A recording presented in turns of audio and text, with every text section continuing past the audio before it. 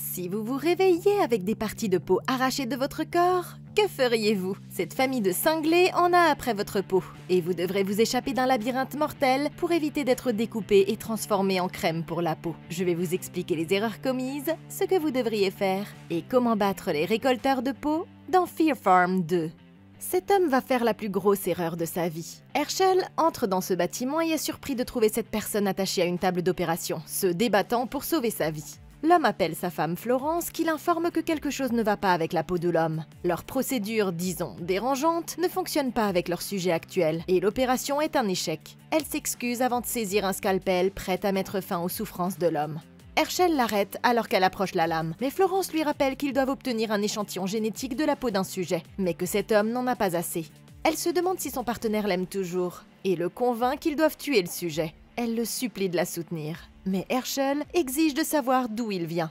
Et il apprend que le gars a perdu son ami dans le gigantesque labyrinthe de maïs et qu'il a suivi Florence dans un piège mortel. Choqué, Herschel réalise que sa femme a pris des clients de leur labyrinthe VIP pour leur peau et l'utilise pour fabriquer une crème capable d'arrêter le processus de vieillissement. Elle se justifie en disant que le gène dont elle a besoin pour fabriquer la crème est rare et que seules certaines personnes possèdent une grande quantité de ces gènes qu'ils peuvent récolter.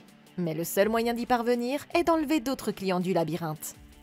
Elle insiste sur le fait que Dieu les a choisis pour entreprendre cette étrange mission, et elle demande à Herschel de l'aider à écorcher l'homme pendant qu'il continue de lutter pour se libérer de ses liens. Ok, la femme de Herschel est devenue folle d'ambition et d'avidité. Elle essaie de fabriquer une crème pour le visage comme personne n'en a jamais vu, et elle est prête à tuer les gens qui viennent dans son labyrinthe de maïs pour récolter leur peau. Elle a vraiment besoin d'être internée.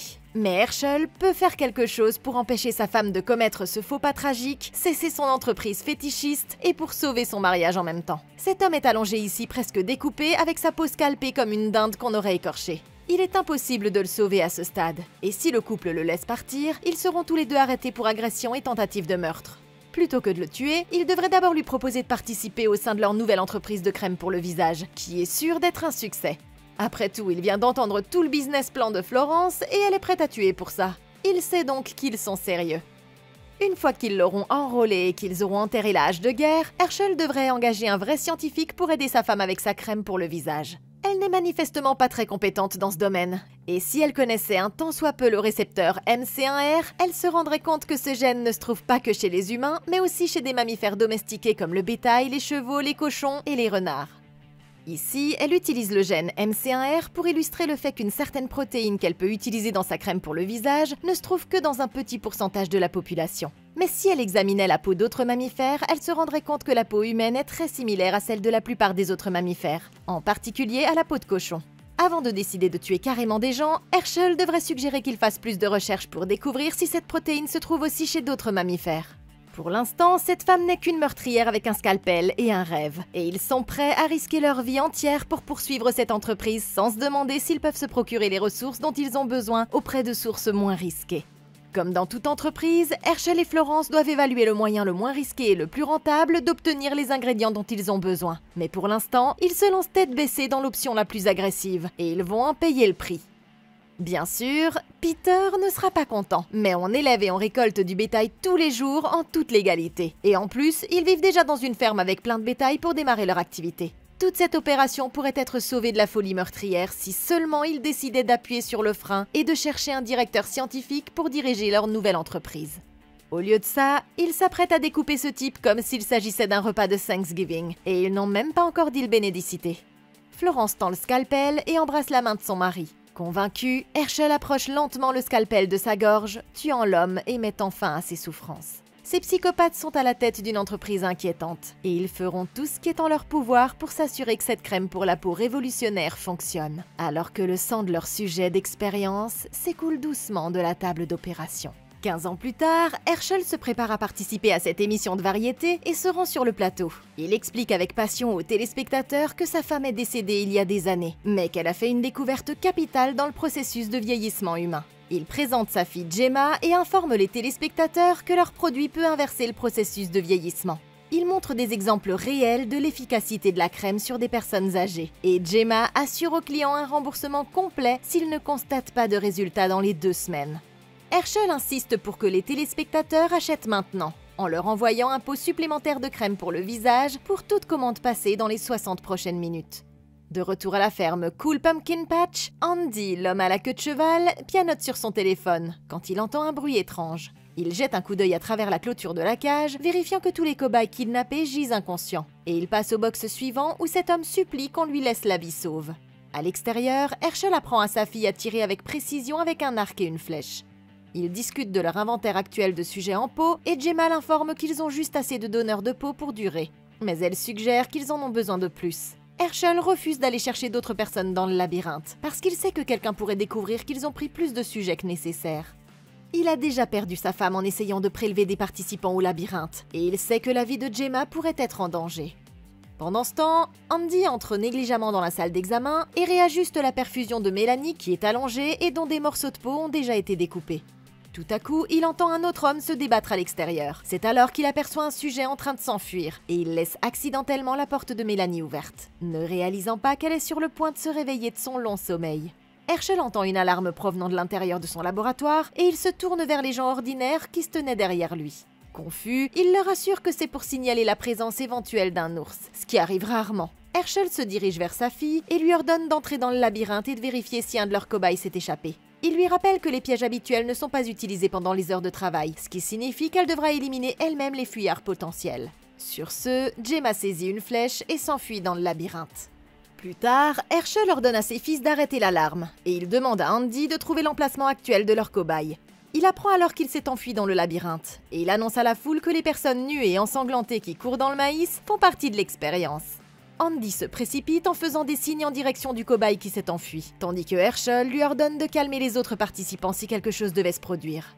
Leur affaire de crème pour la peau a bien fonctionné jusqu'à présent, mais ce groupe de psychopathes va découvrir qu'un de leurs sujets d'expérience est prêt à tout pour survivre. Gemma court à travers le champ et tombe sur un évadé. Elle s'enfonce dans le maïs pendant que son père Herschel regarde autour de lui et se fait surprendre par un de ses employés. Gemma parvient à tendre une embuscade à l'évadé et le poignarde brutalement avec la flèche. Cependant, elle ne se rend pas compte que l'homme va réussir à sortir vivant du labyrinthe. Ok, Herschel a repris la mission de sa femme, même après son décès. Lui et sa fille dirigent désormais la ferme et attirent les gens dans leur labyrinthe, où ils les tuent pour leur peau. Leur entreprise est sur le point de prendre un nouvel essor, mais leurs sujets veulent sauver leur peau et se défendent. Si c'était moi, au lieu de courir tranquillement dans le labyrinthe comme le font certains des évadés, j'attirerais le plus possible l'attention sur moi une fois que j'aurais réussi à sortir du hangar. Cet évadé se heurte physiquement à une autre personne dans le champ de maïs, et il continue à courir. Il pense que c'est le meilleur scénario possible de continuer à courir à travers les champs sans se faire repérer, tout en essayant de trouver la sortie afin de ne pas attirer l'attention sur lui. Le seul problème avec ce plan, c'est qu'il s'agit du plus grand champ de maïs du monde, et qu'il a des kilomètres de terrain à couvrir.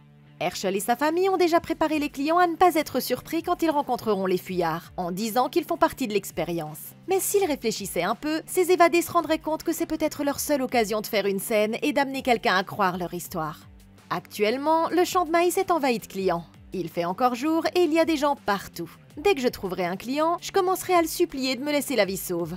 Je ne parlerai pas de la crème pour le visage que la famille de Herschel fabrique, parce que même si elle est réelle dans ce monde, ça semblerait trop tiré par les cheveux. Je leur dirai que j'ai été kidnappée et que l'histoire selon laquelle nous ferions partie de l'expérience a juste pour but de dissimuler le plan de Herschel. Dans presque toutes les situations d'otage et d'enlèvement, il est recommandé de courir, de se défendre, d'attirer l'attention sur soi et de ne jamais laisser le ravisseur vous emmener à un autre endroit. Plutôt que de laisser Herschel et sa famille contrôler ce que les clients pensent et entendent, je les amènerai à se demander si leur histoire est vraiment exacte. Je chercherai d'abord une famille, quelqu'un qui a l'air responsable et qui a un téléphone portable.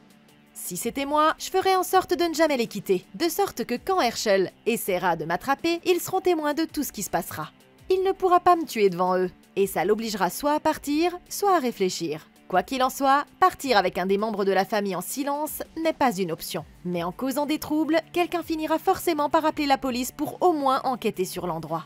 Un autre point majeur est que la crème pour le visage de Herschel est sur le marché et vendue à la télévision, ce qui signifie que la US Food and Drug Administration a dû l'approuver. Et la crème elle-même qui contient des protéines issues de la peau humaine doit déjà être dans le pot qu'ils vendent sur le marché. C'est insensé et ça n'aurait jamais dû se produire, puisque des produits comme la crème pour le visage doivent être examinés dans le cadre de la procédure d'autorisation de la FDA.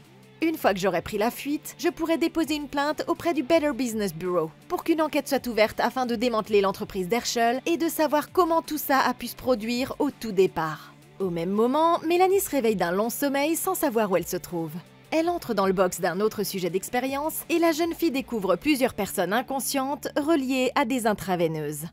Une jeune fille, Emma, se réveille terrifiée et panique immédiatement. Mélanie se précipite sur elle pour la calmer, insistant pour qu'elle se taise, sinon elles se feront prendre. Elle détache ses liens tandis que les autres se réveillent dans le même état de panique. Emma se précipite dans une autre pièce, rassurant les autres sujets d'expérience qu'ils sont entre de bonnes mains. Ils ont tous été placés sur des tables d'opération pour la même raison. Et maintenant, ils sont prêts à faire tout ce qui est en leur pouvoir pour échapper à une mort atroce. Plus tard, la jeune fille aux cheveux roux, Morgane, révèle qu'elle a été emmenée par un homme masqué tenant une tronçonneuse, qui l'a assommée et a tué son petit ami. Les autres cherchent un téléphone en état de marche, mais ne trouvent rien qui puisse les relier au monde extérieur. Cet homme confiant, Dawson, insiste pour qu'il quitte l'enceinte. Mais la fille aux cheveux bouclés, Brooklyn, le remet en place pour avoir proposé une idée aussi dangereuse. C'est alors que Mélanie tente de communiquer, et le groupe se rend compte qu'elle a perdu l'usage de la parole. Dawson suggère qu'elle parle de l'heure. En faisant un geste semblable à celui d'une cigarette, elle trouble le groupe qui n'a toujours aucune idée de ce qu'elle essaie de dire. Mélanie fait ensuite le signe du V, puis revient au geste de la cigarette. Emma comprend que ce mot signifie Blaze, alors que Mélanie fait le signe M avec ses deux mains. Cette jeune fille discrète, Ashlyn, marmonne le mot maze, c'est-à-dire labyrinthe, devinant correctement. Mais il réalise que Mélanie est en train de dire qu'ils sont toujours piégés à l'intérieur du labyrinthe. C'est une situation terrifiante quand on vient de se réveiller, et la plupart de ces survivants vont finir par être brutalement tués. Ok, ces 7 personnes viennent de se réveiller avec des morceaux de peau arrachés. Herschel et sa famille sont introuvables, et ils ont l'occasion parfaite de s'échapper. Leurs liens ont été faciles à enlever, et maintenant ils se promènent dans la grange et dans ce vestiaire sans que personne n'intervienne. Tant qu'il fait encore jour et qu'il y a des clients, ils devraient essayer d'attirer l'attention sur eux le plus possible. Mais d'abord, ils ont le champ libre dans toute la grange, et ils devraient chercher des armes et des appareils médicaux qui pourraient les aider à combattre la famille de Herschel quand ils se retrouveront face à eux. Ces gens viennent littéralement de se faire enlever des morceaux de peau. Ils ont été branchés à des intraveineuses qui contiennent probablement des sédatifs pour les garder calmes ou inconscients pendant qu'on opère leur corps, et tout ce qu'ils ont décidé d'emporter avec eux, ce sont leurs vêtements. Ils ont également essayé de trouver un téléphone portable, mais n'ont rien trouvé. Plutôt que de s'aventurer sur le terrain sans armes ni renfort, ils devraient chercher des scalpels et d'autres instruments médicaux tranchants qu'ils pourraient utiliser pour poignarder quiconque tenterait de les tuer.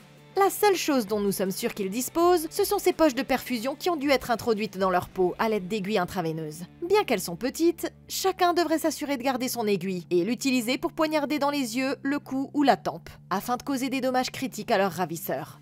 Vu qu'il s'agit d'une ferme, il est aussi possible qu'il y ait des bêches, des haches et d'autres objets contondants qu'ils pourraient trouver pour les utiliser contre la famille de Herschel. Les personnes enlevées sont au nombre de 7, et même si elles ne sont pas formellement entraînées, le fait d'avoir autant de personnes armées permettrait d'égaliser les chances et de les mettre dans une bien meilleure position face à eux, puisque la famille de Herschel se compose de plusieurs personnes aussi. Si les personnes enlevées ne sont pas en mesure d'attirer immédiatement l'attention sur elles à l'extérieur de la grange, le groupe devra élaborer une stratégie et un plan pour piéger les membres de la famille et les tuer l'un après l'autre. La famille s'attendra à ce que les kidnappés s'enfuient, mais le fait de passer à l'offensive plutôt qu'à la défensive leur permettra de maintenir leur nombre et d'éliminer lentement la famille. Et ça leur donnera un avantage sur leurs ravisseurs une fois que la balance penchera en leur faveur.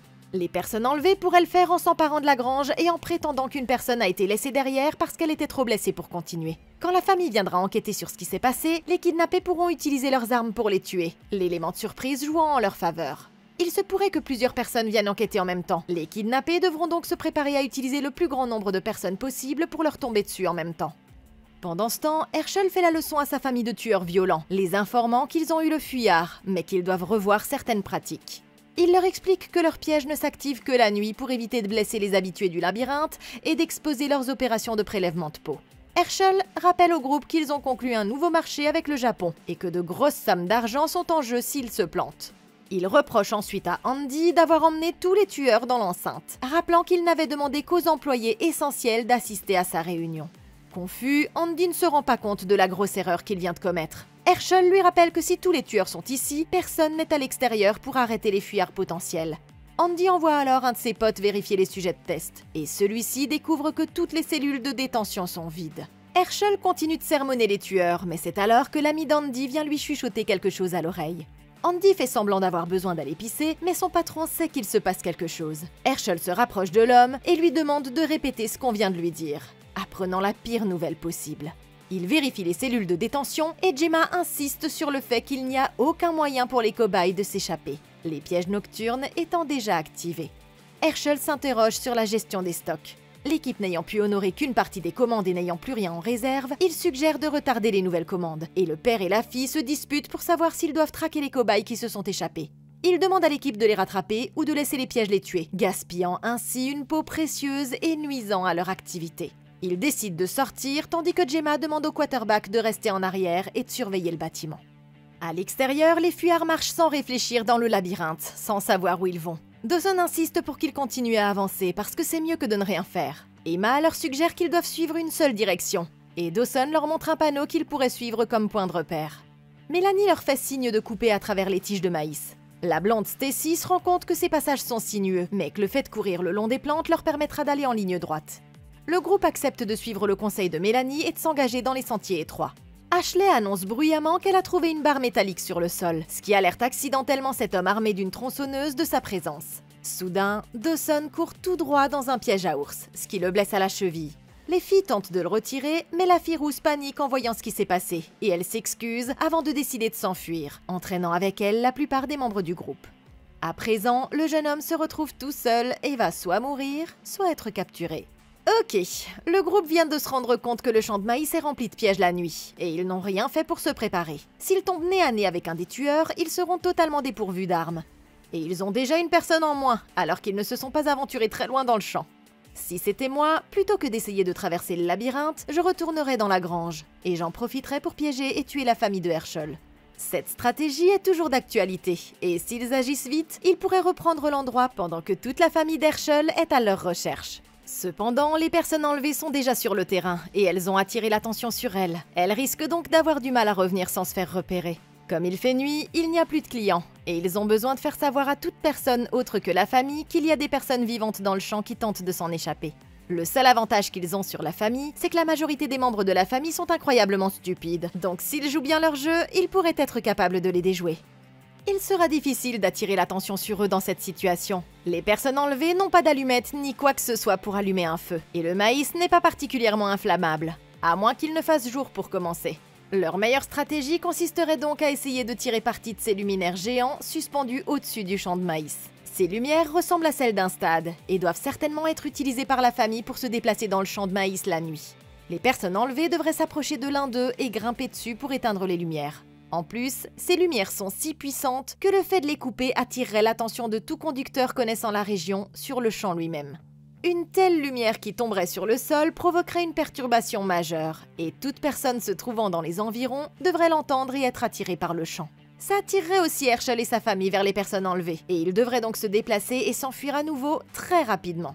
Même si la famille connaît mieux le champ que les personnes enlevées, le fait de couper les lumières les déconcerterait. Une fois la situation réglée, ils pourraient même se cacher parmi les épis de maïs jusqu'au matin, quand les clients reviendront pour jouer dans le labyrinthe. En marchant dans le labyrinthe, les filles entendent une moto au loin. Brooklyn comprend que le tueur est en train de signaler à ses amis où elle se trouve, et elle sprint immédiatement dans la direction opposée.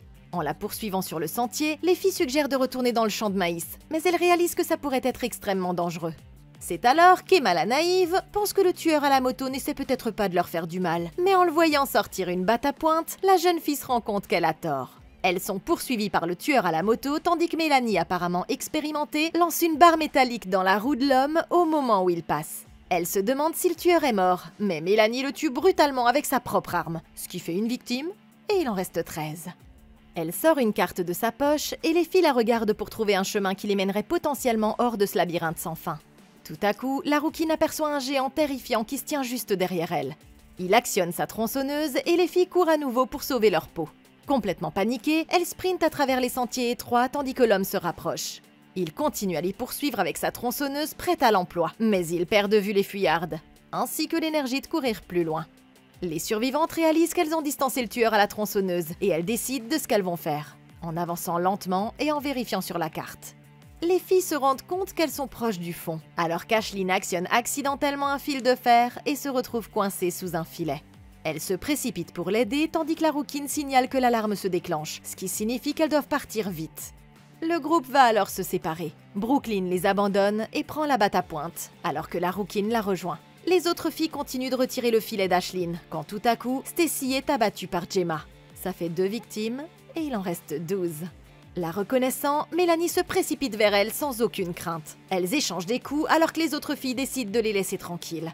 Mélanie continue d'attaquer la tueuse et parvient à la repousser au sol et à approcher dangereusement sa lame du cou de la tueuse.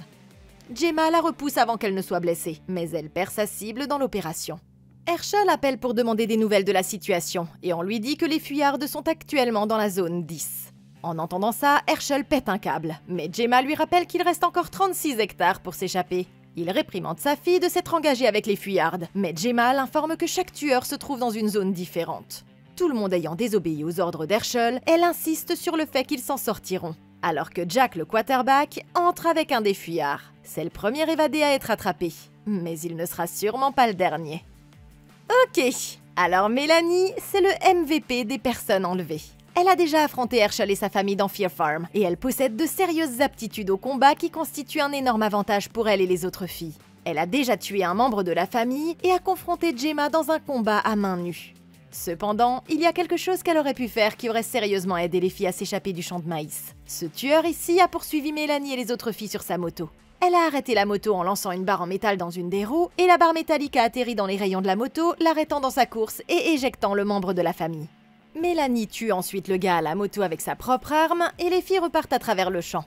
Elle découvre une carte du labyrinthe dans la veste de l'homme à la moto, mais laisse la moto sur le sol intacte. Et ça, c'est une grave erreur. Mélanie a lancé la barre dans la roue de la moto pour l'arrêter, mais la moto ne s'est pas crashée et elle n'a pas explosé. Pour ce qu'elles en savent, une fois qu'elles auraient retiré la barre, le deux roues aurait toujours pu fonctionner, et elles auraient pu l'utiliser pour s'enfuir au lever du soleil. La moto était simplement posée là, attendant qu'elles l'utilisent. Mais au lieu de ça, elles ont gaspillé cette opportunité et n'ont même pas vérifié si elles pouvaient la remettre en état de marche. Avoir cette moto aurait été essentiel pour s'échapper, et il est incroyable qu'elles l'aient laissée là sans en faire leur priorité. Au moins 2 filles auraient pu monter dessus pour s'échapper. Et pendant que l'une conduisait, l'autre aurait pu éliminer les membres de la famille avec l'arme de l'homme à la moto.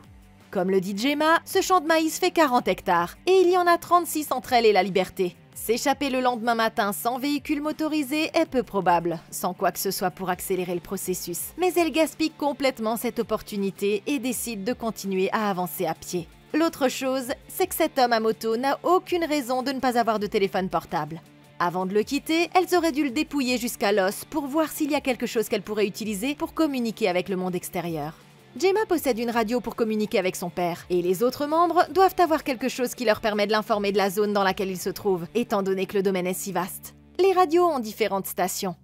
Si Mélanie avait pris cette radio et avait changé de station, elle aurait pu demander à une autre fille de l'utiliser pour envoyer un message de détresse à tous ceux qui écoutent. Brooklyn et la rouquine continuent à avancer sur le sentier, et elles trouvent une clôture qui semble être la sortie. C'est alors qu'elles entendent 2 des tueurs passer tout près et se cachent immédiatement.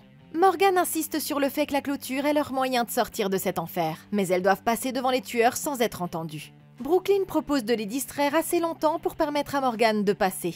Les filles finissent par se disputer à cause du langage grossier de Brooklyn, ce qui la fait s'énerver et attire l'attention des tueurs. Elle sort en courant pour les confronter avant de partir dans la direction opposée. Terrifiée, Morgan se dirige vers la clôture grillagée, l'attrape et se fait brutalement électrocuter. Son corps reste figé, raidi à cause de la décharge, et elle est croustillante à souhait. Ça fait 3 victimes, et il en reste 11 à abattre. Brooklyn fait un tour de piste avant de se rendre compte que sa camarade d'évasion vient de mourir. Andy jette un coup d'œil au corps fraîchement grillé et appelle la base pour demander un nettoyage dans la zone 9. Pendant ce temps, Mélanie et Ashlyn poursuivent leur chemin vers la sortie du labyrinthe. Emma commence à avoir des doutes sur le fait de laisser les autres derrière elle, mais il est trop tard pour faire demi-tour. Ashlyn lui assure qu'elles ont fait le bon choix, sachant que les tueurs sont loin derrière elle. Emma regarde la carte qui leur indique la direction à suivre et elle calcule qu'il y a 10 000 mètres carrés dans un hectare. Ce qui signifie que dans un labyrinthe de 40 hectares, il y a environ 0,4 km². Il y a donc 1600 mètres jusqu'à ce qu'elles atteignent une sortie. Elle précise qu'elles ne peuvent pas marcher en ligne droite, ce qui signifie qu'elles devront parcourir entre 4 et 8 km pour s'échapper, et marcher pendant 2 heures au moins. Ashlyn suggère de courir, mais on lui rappelle que des pièges mortels peuvent se trouver à chaque coin de maïs. Ashlyn continue de se plaindre de leur situation et attire accidentellement l'attention du tueur à la tronçonneuse. Elle tente de courir dans le champ de maïs, mais elle est entraînée tout droit par Emma. Elle s'enfuit en totale panique et tombe sur Mélanie. Emma lui montre le chemin qu'elles doivent prendre, mais Ashlyn refuse en insistant sur le fait qu'elles doivent prendre un chemin plus court. On lui rappelle que les tueurs auront certainement prévu qu'elle prendrait un chemin plus facile, et Ashlyn commence à compliquer les choses à l'excès. C'est ennuyeux pour les survivantes, mais tout à coup, l'homme à la tronçonneuse lui arrache la tête, ce qui fait 4 victimes, et il en reste 10. Choquées, les filles s'enfuient alors que le tueur s'agenouille au sol en souffrant, se plaignant du sang d'Ashlyn qui lui est entré dans les yeux. Elles sont en sécurité pour l'instant, mais elles n'ont pas fini de voir l'homme à la tronçonneuse. Ok, cette clôture électrique n'était pas une bonne nouvelle pour la rouquine, mais elle et Brooklyn étaient sur la bonne voie en pensant que c'était la clé de leur évasion. La fille rousse a essayé d'escalader le grillage et l'a payé de sa vie. Mais Brooklyn sait maintenant que la clôture est électrifiée et qu'elle ne peut pas la toucher tant qu'elle n'est pas débranchée. La bonne nouvelle, c'est que le fait que la clôture soit activée pour tuer signifie qu'elle est importante et qu'elles sont sur le point de s'échapper, ou qu'il y a quelque chose derrière la clôture qui pourrait les aider à prendre le contrôle de la ferme. Plutôt que d'abandonner la clôture électrique, si c'était moi à la place de Brooklyn, je suivrais la clôture à travers le labyrinthe sans la toucher pour trouver où elle mène. Soit la clôture se terminera quelque part, soit Brooklyn finira par trouver le boîtier électrique qui contrôle sa charge. En trouvant la source d'énergie, elle pourra la neutraliser puis escalader la clôture sans aucun problème. Une fois qu'elle aura trouvé le boîtier de contrôle, Brooklyn pourra le désarmer en relevant la borne positive pour déconnecter les brins métalliques de la source d'électricité. Si cette source d'électricité est verrouillée ou inaccessible d'une manière ou d'une autre, un autre moyen de contourner le système consisterait à attacher la clôture à un piquet métallique et du fil de fer. Ça forcera la clôture à se court-circuiter continuellement, ce qui la fera disjoncter. Et les tueurs devront l'éteindre pour l'empêcher de se court-circuiter complètement. Ça pourrait s'avérer difficile parce que les filles n'ont recueilli que peu ou pas de ressources jusqu'à présent. Mais si elles avaient passé plus de temps dans la grange, elles auraient pu mieux se préparer à un tel obstacle. Pour l'instant, Brooklyn pourrait chercher un des pièges des tueurs et récupérer les fils utilisés pour les faire tomber, puis revenir en arrière pour retrouver la moto avec la barre métallique qui sort de sa roue. Elle pourrait alors utiliser le fil et la barre comme un pieu en métal pour forcer la clôture à se court-circuiter. Mélanie, Ashlyn et Emma auraient pu facilement éviter qu'Ashlyn se fasse couper la tête. Elles se disputaient bruyamment en plein air pendant que la bande de fermiers meurtriers les chassait pour leur peau. Elles auraient donc dû s'en douter. Le point positif, c'est que les filles n'ont plus affaire à Ashlyn, qui les tirait vers le bas. Elles savent aussi que l'homme à la tronçonneuse a les yeux sensibles, et que lui jeter de la terre au visage pourrait le neutraliser pour le reste de la nuit. Tous les fermiers sont humains. Les filles doivent donc découvrir leurs faiblesses et les passer en revue pendant qu'elles en ont encore l'occasion. Les effrayer ou les faire se disputer entre eux pourrait s'avérer utile, et un peu de terre dans l'œil de quelqu'un pourrait faire la différence entre la vie et la mort. Au même moment, Brooklyn marche seule sur un des sentiers. Elle entend quelqu'un la dépasser par derrière et se retourne avant de se faire taser par Andy. Elle est continuellement choquée par le clown tueur, mais c'est alors que les autres filles entendent ses cris et demandent à Andy de s'occuper d'elle. Mais leur offre est instantanément refusée. Mélanie se précipite pour aider Brooklyn avant d'être renversée par un mystérieux tueur. En se relevant, elle est choquée elle aussi par le clown, alors qu'Emma est attaquée par un géant. Brooklyn récupère suffisamment pour distraire le clown et Mélanie réussit à prendre le taser d'Andy avant de courir pour aider Emma. Alors qu'elle est retenue par le cou, la femme envoie sa machette à Mélanie qui frappe brutalement à travers la tête du géant, ce qui fait 5 victimes à terre et il en reste 9. Distrait par ce qui se passe, Andy crie vers son frère et est frappé dans le dos. Les filles s'enfuient et laissent Andy avec la machette alors qu'il appelle à l'aide. Gemma informe son père qu'un autre membre de la famille a été tué. L'homme est furieux et il n'arrive pas à croire que ça s'est produit. Mais la femme lui rappelle que ces fuyardes ne sont pas leurs victimes habituelles. Pendant ce temps, Brooklyn informe les filles que le labyrinthe est entièrement entouré d'une clôture électrifiée. Ça signifie que l'entrée et la sortie sont les seuls moyens de s'échapper d'ici. Les filles discutent de ce qu'elles vont faire et Emma se tient au niveau de sa blessure. C'est alors qu'elles entendent les tueurs arriver et se cachent rapidement dans les cultures, évitant de justesse d'être vues par Herschel et son fils. Les filles réalisent qu'ils se dirigent vers la sortie, ce qui ne leur laisse pas d'autre choix que de les suivre. Brooklyn leur suggère de trouver un autre moyen de sortir et leur rappelle le stand de fruits. C'est alors qu'elle demande à Emma de monter sur ses épaules pour jeter un coup d'œil à ce qui les entoure. Mélanie leur fait signe d'aller plus loin et de faire un lever de pom-pom girl, ce qui veut dire que 2 personnes soulèvent l'une d'entre elles. Emma se porte volontaire pour être portée. Mais quand elle est soulevée, elle aperçoit Herschel qui la regarde fixement. Furieux, le tueur lui fait comprendre qu'ils vont se rendre directement à leur emplacement. Les filles commencent instantanément à sprinter pour s'éloigner de Herschel, tandis qu'elles sont poursuivies par les meurtriers à cheval. Brooklyn décide de se séparer à mi-parcours et prend l'autre chemin. Herschel poursuit les 2 filles qui ont repéré un fil de fer et saute par-dessus. C'est alors que le tueur quarterback apparaît et les filles le prennent en otage. Herschel supplie les filles de laisser partir son fils, mais elles n'en feront rien tant que Herschel ne leur dira pas comment sortir de ce labyrinthe. Il descend de cheval et lâche son arme, insistant sur le fait qu'il ne leur fera rien si elle relâche son fils. Il leur indique le chemin de droite, mais Mélanie pousse Jack vers le fil de fer piégé, ce qui lui vaut d'être frappé d'une série de flèches mortelles. Voyant ça, Herschel s'effondre et se précipite vers lui, s'excusant auprès de son fils de l'avoir laissé se faire blesser. Il lui promet que tout ira bien, mais Herschel se rend compte qu'il est mort. Son unique mission est à présent de tuer les fuyardes survivantes. Mais ça fait quand même 6 victimes. Et il en reste 8 à abattre. Ok, Mélanie a commis une erreur fatale en tuant le fils de Herschel. L'homme est désemparé et furax, juste au moment où elle découvre où se trouve la sortie. Herschel et sa famille ont des chevaux, mais les filles sont toujours à pied, donc à moins qu'il ne leur pousse des ailes et qu'elles s'envolent, elles sont royalement foutues. Mélanie aurait dû prendre le fils d'Herschel en otage tout en reculant lentement, mais au lieu de ça, elle s'est mise dans une position encore pire. Bien que le cheval de Herschel le rende plus rapide, ça ne le rend pas indestructible.